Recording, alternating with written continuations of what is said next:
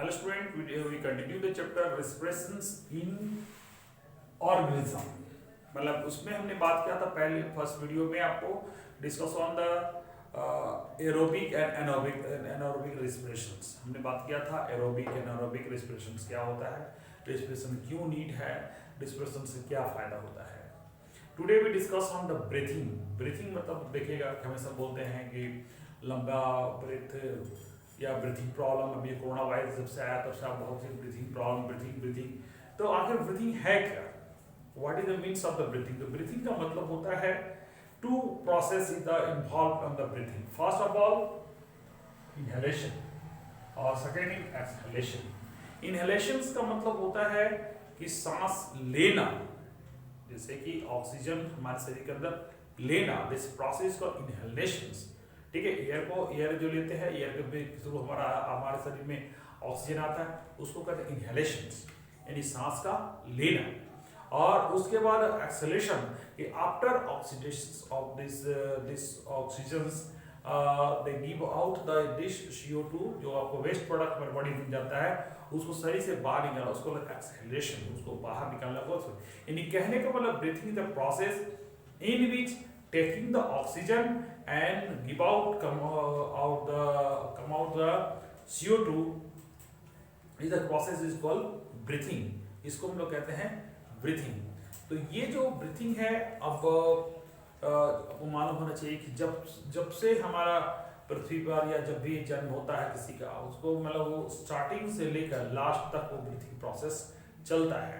अब देखिए ये जो ब्रीथिंग प्रोसेस, ब्रीथिंग जो है मैं और बताना चाहूँगा कि इसका एक, अगर आप नोट किए रेट किए उसको वेट किए और उसको काउंट किया जाए तो इसका भी एक रेट होता है कि पर मिनट कितना बार ब्रीथिंग लेते हैं, कितना होत करते हैं।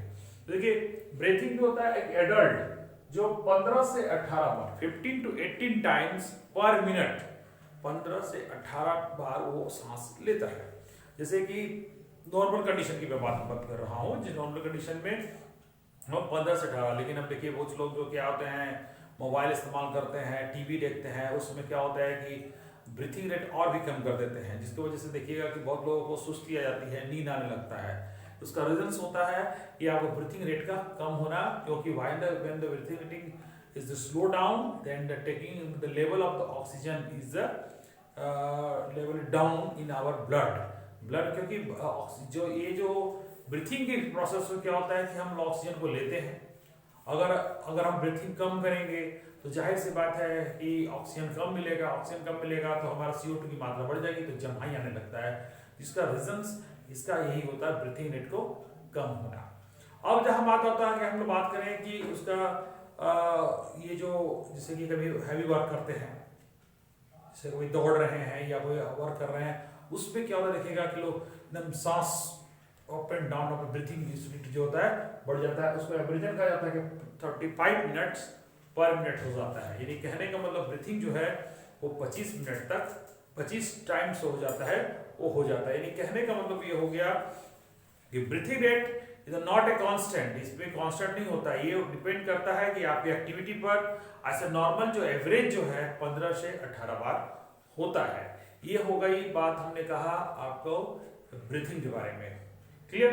अब हम लोग बात आते हैं हाउ डू वी ब्रीथ, मतलब कैसे ये ब्रीथिंग का प्रोसेस जो होता है कैसे होता है। तो आज मैं बताना चाहूंगा कि ये जो ब्रीथिंग का जो प्रोसेस होता है उसमें बहुत से होते हैं। नेजल कैविटी, देखिएगा अगर इस फिगर को गौर से देखिए तो इसमें बहुत से nasal cavity, oral cavity, pharynx, trachea, lungs, है ना, और रिब्स, ये सारा चीज जो है ये ऐसा रिब्स का तो आपका एक सपोर्टिंग के काम होता है, लेकिन ये पूरा यानी कि नेजल कैविटी यानी जो सांस लेने की जो क्रिया होता है सबसे पहले स्टार्ट होता है क्या, नेजल कैविटी से। यहाँ पर देखिए 2 होता है, जिससे क्या होता है सांस जो होता है हम लोग लेते हैं, जिससे एयर क्या होता है अंदर की ओर जाता है। उसके बाद आपको मालूम होना चाहिए कि हमारा जो खाने का नली और सांस लेने का दोनों नली एक जगह कनेक्टेड है, और एक एपिग्लोट से लगा रहता है जो हमारे क्या होता है कि एक अगर सांस लेते हैं या खाना खाते हैं तो खाना वाले को खोलता है और सांस वाले को बंद करता है, ये सिस्टम होता है। इसलिए कहा जाता है खाना खाने से हम लोग को बोलना नहीं चाहिए।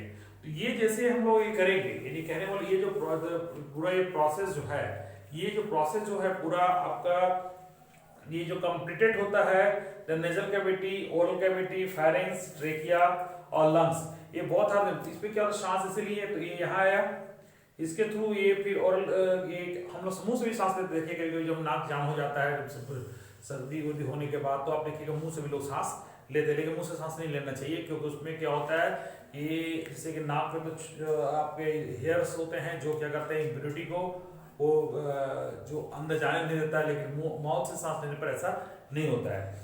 तो ये जो ये उसके बाद ये फेरिंग्स, उसके बाद ये ट्रेकिया, ट्रेकिया के बाद ये देखिए ये जो ये ब्रांचेस, यानी कि ये ब्रांच में डिस्ट्रीब्यूटेड हो जाता है और इसमें एल्वेल सेक होता है, यानी कि कहने का मतलब है उसमें जिसमें हवाएं क्या होते हैं भरते हैं, इसीलिए जो कहने का मतलब जब हम लोग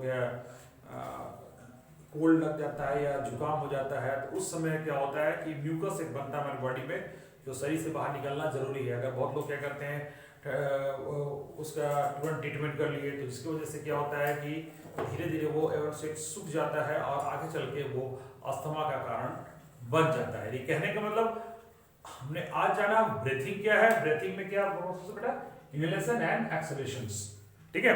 और इसका मैकेनिज्म जो होता है जो हमने बताया कि इसमें nasal cavity, oral cavity, pharynx, trachea और lungs all are the involve.